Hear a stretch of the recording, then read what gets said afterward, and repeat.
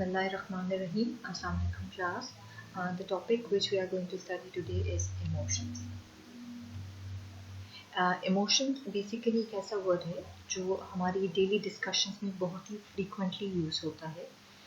Emotions हम देखेंगे हम देखेंगे कि इमोशन जो है हमारे like other concepts of the psychology, emotions का भी जो है वो रिलेशनशिप है biological functioning of the body के साथ, हमारे लर्निंग एक्सपीरियंस के साथ और हमारे जो भी सोसाइटी और सोशल जो एक्सपीरियंसेस हैं उसके साथ इमोशंस का डायरेक्टली या इनडायरेक्टली कहीं ना कहीं पर रिलेशनशिप है. इमोशंस को अगर हम इसकी ऑपरेशनल डेफिनेशन के ऊपर जाएं तो emotion is basically a Latin word which means to stir up, to agitate, to excite, or feelings that generally have both physiological and cognitive elements that influence our behavior. Physiological means आपकी body की functioning, आपकी body में जो भी changes हैं, and cognitive means कि आपकी brain की फंक्शनिंग. तो इसमें आपकी आपकी बायोलॉजिकल फंक्शनिंग और आपकी लर्निंग और सोशल एक्सपीरियंसेस दोनों चीज़ें जो है वो इन्वॉल्व हैं और उनकी फंक्शनिंग जो है वो फिर डिटर्मिन करती है, इन्फ्लुएंस करती है आपके इमोशनल बिहेवियर को. इमोशंस मीन्स इमोशन के एग्जाम्पल्स हैं जैसे फियर एक इमोशन है, सरप्राइज एक इमोशन है, एंगर एक इमोशन है, डिस्गस्ट, हैप्पीनेस, सैडनेस, ये सब के सब हमारी इमोशंस हैं.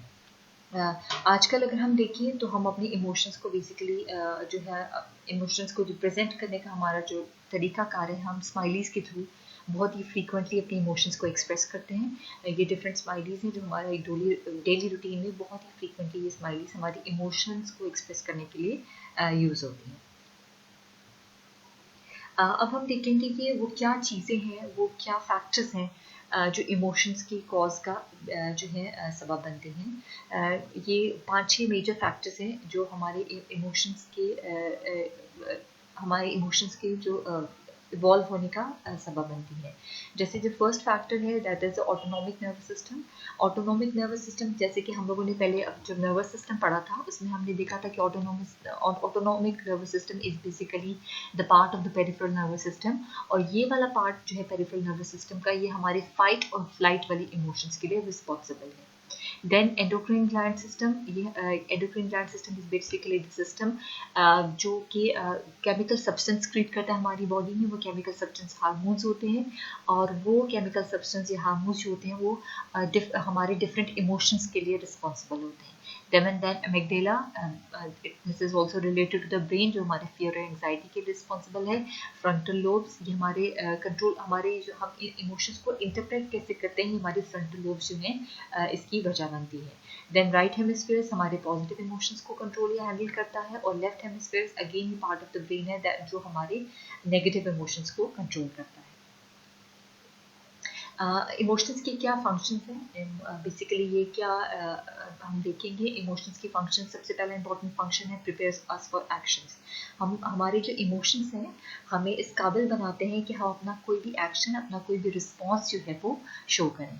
सेकेंडली हमारे जो फ्यूचर बिहेवियर हैं अगेन मैंने आपको बताया कि इमोशंस का ताल्लुक हमारे बायोलॉजिकल और हमारे कॉग्निटिव लर्निंग के साथ एसोसिएटेड है. तो फिर ये हमारे फ्यूचर बिहेवियर को भी इमोशंस जो है वो शेप अप करते हैं और हमारे जो इंटरेक्शन है सोशल इंटरेक्शंस उनको भी हमारे इमोशंस जो है वो रेगुलेट करते हैं. इमोशंस को एक्सप्रेस करने के लिए हमारे पास नॉन वर्बल और वर्बल बिहेवियर्स दोनों हैं. नॉन वर्बल बिहेवियर में हमारे फेशियल एक्सप्रेशंस भी हमारे इमोशंस को एक्सप्रेस करने का तरीकाकार है. आईज की मूवमेंट होगी, आपकी बॉडी लैंग्वेज होगी, ये सब की सब चीज़ें आपके इमोशंस को एक्सप्रेस करती हैं. Classification of emotions. इमोशंस की बेसिकली दो मेन टाइप्स हैं. एक पॉजिटिव इमोशंस हैं, एक नेगेटिव इमोशंस है. पॉजिटिव इमोशंस में आपकी जब आपकी लव एंड जॉय दो मेन टाइप्स हैं. लव एंड इसमें आपकी केयर आ जाती है, आपकी हैप्पीनेस आ जाती है, आपकी बॉन्डिंग आ जाती है. और नेगेटिव क्या है जिसमें एंगर, सैडनेस और फियर आता है. ये कुछ रेंज है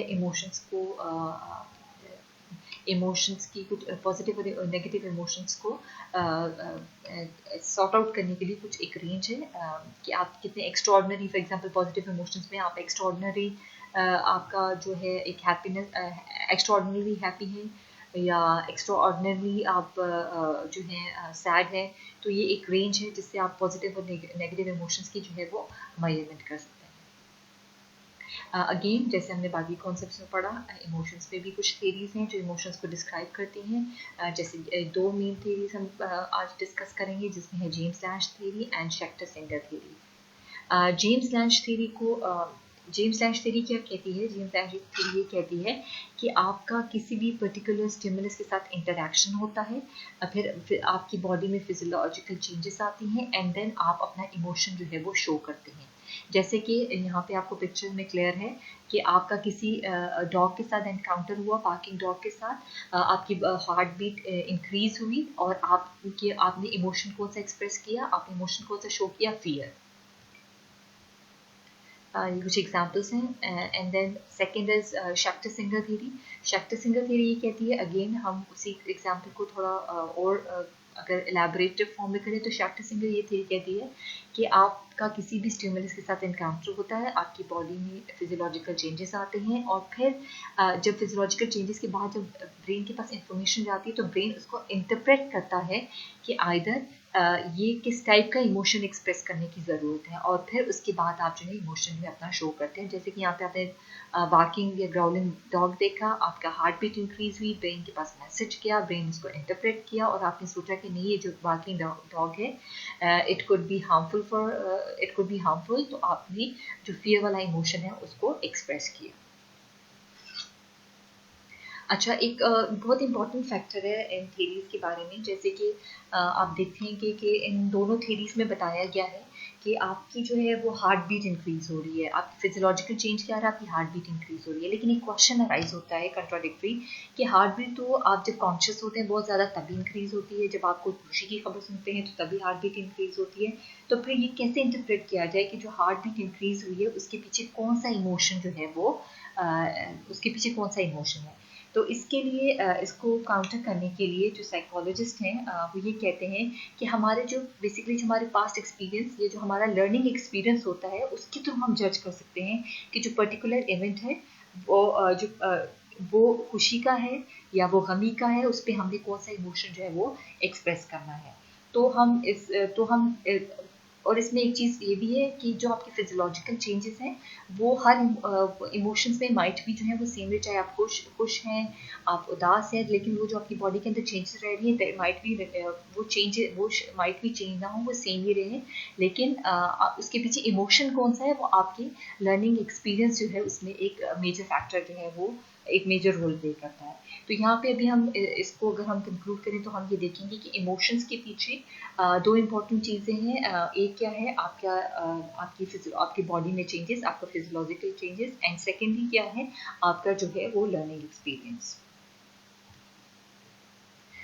इमोशंस को मेजर कैसे कर सकते हैं? वैसे तो बहुत सारी टेक्निक्स हैं, हम साइकोलॉजिस्ट के लेवल पे तो इमोशंस को नहीं कर सकते मेजर, लेकिन फिर भी कुछ टूल्स हैं जिनके थ्रू हम इमोशंस को थोड़ा बहुत उनकी वेरिएशंस को मेजर कर सकते हैं। फॉर एग्जांपल हम देखते हैं कि जो ब्लड प्रेशर है, ब्लड प्रेशर के जो रेट कि हाई होने से या कम होने से भी हम इमोशन को जो है वो फाइंड आउट कर सकते हैं। फॉर एग्जांपल अगर ब्लड प्रेशर लो है तो हम इमोशनली जो है डाउन है, अगर ब्लड प्रेशर है हाई है तो हम इमोशनली बहुत अप है, उसमें फियर, एंगर, एग्रेसिवनेस आ सकती है।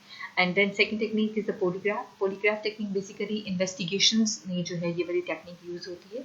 इसमें आपकी बॉडी को डिफरेंट मेडिकल इंस्ट्रूमेंट्स के साथ कनेक्ट किया जाता है और आपसे डिफरेंट क्वेश्चंस पूछे जाते हैं और डिफरेंट क्वेश्चंस के उन क्वेश्चंस के ऊपर जो आपका आंसर है, जो आपका रिएक्शन है, और फिर रिएक्शन के बाद जो इंस्ट्रूमेंट आपकी बॉडी के साथ अटैच हुआ उसमें क्या चेंजेस आती है, क्या वेरिएशंस आती है, उसके थ्रू आपके इमोशंस को जो है फाइंड आउट करने की कोशिश की जाती है कि आइदर आप सच बोल रहे हैं या आप झूठ बोल रहे हैं।